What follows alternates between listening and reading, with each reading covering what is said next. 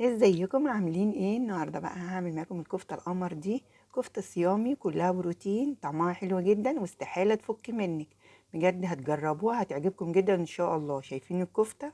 عملت جنبيها توميه صيامي، ولو عاوزين طريقه التوميه اكتبوا لي في التعليقات وانزل لكم فيديو بيها على طول. تعالوا بقى نشوف مكونات الكفته. ربع كيلو من العدس بجبه سلقته وصفيته من الميه، وربع كيلو من الحمص، بس الحمص بقى تنقعيه 12 ساعة. بعد 12 ساعة اسلقيه يا ست الكل وصفيه من مية. هنجيب طبق كبير كده ونحط فيه الحمص المسلوق، وهنحط كمان العدس بجبة المسلوق، وهنحط معلقة من الفلفل الأسود، ومعلقة كمان من الثوم البودر، ومعلقة كمان من البصل البودر، ومعلقة كمان من البابريكا. تمام كده.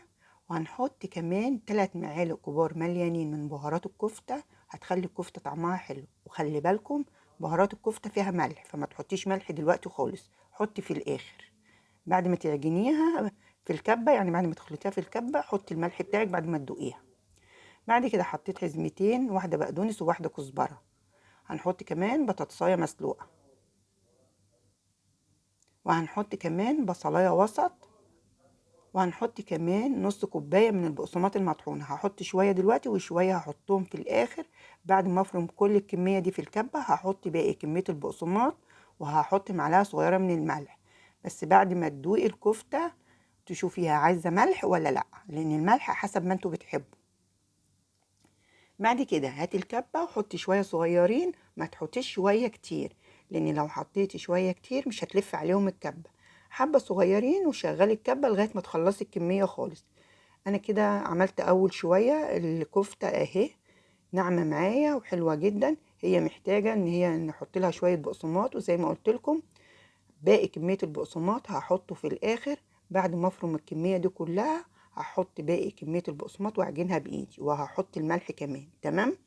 هفرم بقى الكمية وارجع لكم تاني. فرمت بقى الكمية كلها زي ما انتوا شايفين، وحطيت كمان معلقة صغيرة من الملح، وحطيت نص كوباية من البقسماط المطحون، وبقت متماسكة معايا وزي الفل. هندخلها التلاجة لمدة ساعة. بعد الساعة خرجيها يا ست الكل، وابتدي بقى اقلي حسب ما انت عايزة. هتدهني ايدك شوية زيت وتبتدي تصبعي الكفتة وتحطيها في زيت غزير، ويكون الزيت ساخن. اول ما الزيت يسخن هدي بقى النار لغايه ما تملي الطاسه دي كلها بالكفته. وبعد ما بتملي الطاسه كلها بالكفته علي النار عشان ما تاخدش لون بسرعه كده وتتحرق معاكي. بجد صوابع الكفته دي طعمها حلو جدا، بس اهم حاجه دهني ايدك شويه زيت وابتدي صبعيها. ولازم الزيت يكون غزير. وعشان ما تفكش منك حطي نص كوبايه من البقسماط المطحون. في ناس بتحب تحط ميكس بين البقسماط المطحون والدقيق، براحتك عادي مفيش اي مشكله، بتبقى حلوه برضو. بس انا هنا حطيت نص كوبايه من البقسماط المطحون بس. شايفين الكفته حاجه كده قمر. بجد هتعجبكم جدا ان شاء الله. مفيش صباع فك. شايفين التسويه بتاعتها حلوه جدا، يعني مش غامقه. ده كمان الكاميرا ظلماها هنا لان انا بصور بكاميرا التليفون، فمش باين ان هي لونها فاتح، بس هي لونها فاتح عن كده كمان.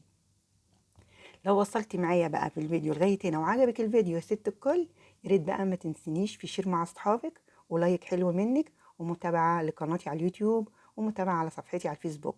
بجد هتعجبكم جدا ان شاء الله. وقلت لكم كل حاجة عشان تنجح معاكي واستحالة تفك منك. طعمها حلو جدا. مش لازم تقلي الكمية كلها مرة واحدة، اقلع على حسب ما انتوا عايزين، وباقي الكمية حطيها في الفريزر، ووقت ما تعوزيها طلعي على قد الكمية. تمام كده.